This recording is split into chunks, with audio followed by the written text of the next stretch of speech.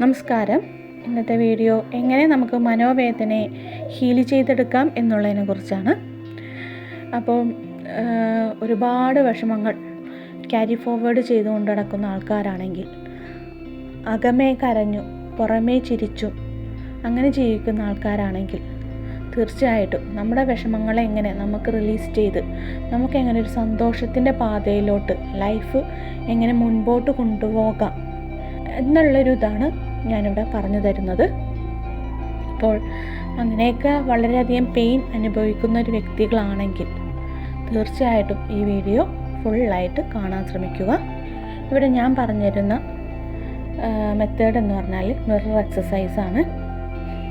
ഇതിലൂടെ ഞാൻ പറഞ്ഞിരുന്നത് എന്താണെന്ന് വെച്ചാൽ, നിങ്ങളുടെ ഒരു ബെസ്റ്റ് ഫ്രണ്ട് അത് നിങ്ങളാണ് എന്നൊരു തിരിച്ചറിവാണ് നിങ്ങൾക്ക് വേണ്ടത്.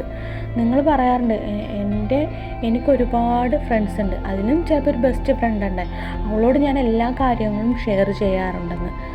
അങ്ങനെ ഷെയർ ചെയ്യുന്ന ആൾക്കാരാണെങ്കിൽ പോലും നിങ്ങളൊരു ഡിപ്രഷൻ സ്റ്റേജിലോട്ട് എത്തിച്ചിരുന്ന ഏതെങ്കിലും വളരെയധികം പെയിൻഫുള്ളായിട്ടുള്ള ഏതെങ്കിലും കാര്യങ്ങളുണ്ടെങ്കിൽ, ആ ഫ്രണ്ടിനോട് പറഞ്ഞിട്ട് പോലും നിങ്ങൾക്കത് റിലീസ് ചെയ്യാൻ പറ്റിയിട്ടില്ലെങ്കിൽ, ഇതെങ്ങനെ റിലീസ് ചെയ്യാൻ പറ്റിയിട്ടില്ലെന്ന് നിങ്ങൾ മനസ്സിലാക്കേണ്ടത് എന്താണെന്ന് വെച്ചാൽ, പിന്നെയും നമ്മളുടെ മെമ്മറിയിലോട്ട് ആ വിഷയങ്ങൾ വരുമ്പോൾ നമ്മളുടെ കണ്ണുകൾ നിറഞ്ഞു പോകുന്നുണ്ടെങ്കിൽ, നമ്മളുടെ മനസ്സ് അതുകൊണ്ട് വീണ്ടും സങ്കടപ്പെടുന്നുണ്ടെങ്കിൽ, തീർച്ചയായിട്ടും നിങ്ങൾ ആ പെയിന് ഇതുവരെയായിട്ടും നിങ്ങളുടെ ലൈഫിൽ നിന്നും, നിങ്ങളുടെ ശരീരത്തിൽ നിന്ന് പോലും, നിങ്ങളുടെ മനസ്സിൽ നിന്ന് പോലും നിങ്ങളത് റിലീസ് ചെയ്തിട്ടില്ല എന്നാണ് അതിൻ്റെ മീനിങ്. അതുകൊണ്ട് നിങ്ങളുടെ ഫ്രണ്ട് എപ്പോഴും നിങ്ങളാകാൻ വേണ്ടി ശ്രമിക്കുക എന്നുള്ളതാണ്. നമ്മളെ സ്നേഹിക്കുന്നതോട് അത്രയും വേറെ ആർക്കും നമ്മളെ സ്നേഹിക്കാൻ കഴിയില്ല. അത് വളരെ പരമമായ സത്യമാണ്.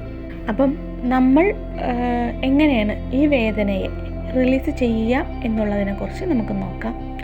നമ്മളൊരു കണ്ണാടിയുടെ മുമ്പിൽ പോയി നിൽക്കുക.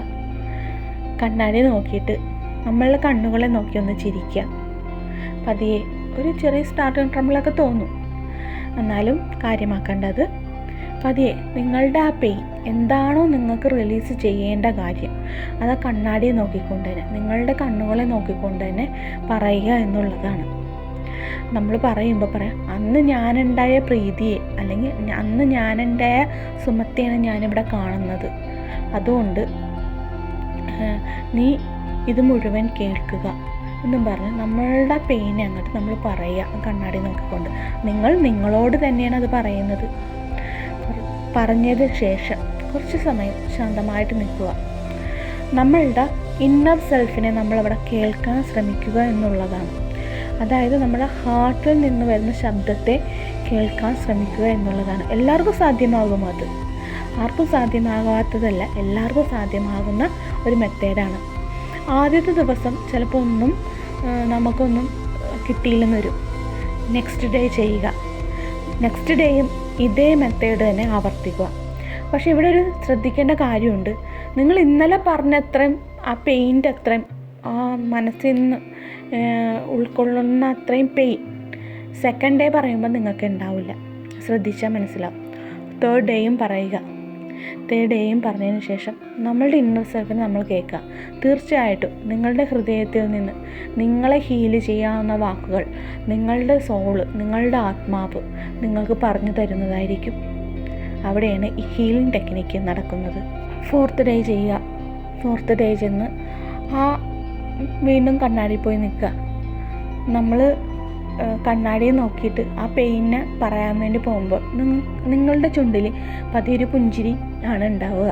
കാരണം നിങ്ങളവിടെ ഹീലായി കഴിഞ്ഞിട്ടുണ്ടാവും. നിങ്ങൾക്ക് ആ പെയിനോട് പ്രത്യേകിച്ച് ഒരു വികാരവും തോന്നില്ല. ചിലപ്പോൾ നിങ്ങൾക്ക് ആ പെയിൻ റിലീസ് ചെയ്തതിന് ശേഷം നിങ്ങൾക്ക് ആ ഉണ്ടായ സാഹചര്യത്തിനോടും നിങ്ങൾക്കൊന്നും തോന്നില്ല. അവിടെ ഒരു നിർവികാരമായ അവസ്ഥയായിരിക്കും. കാരണം നിങ്ങൾക്ക് ഒരു തിരിച്ചറിവ് അവിടെ ഉണ്ടാവും. ഇറ്റ്സ് ഹാപ്പനിങ്, അത് നടക്കേണ്ടതായിരുന്നു എന്നുള്ളൊരു തിരിച്ചറിവ് നിങ്ങൾക്ക് അവിടെ വരികയാണ് ഉണ്ടാവുന്നത്.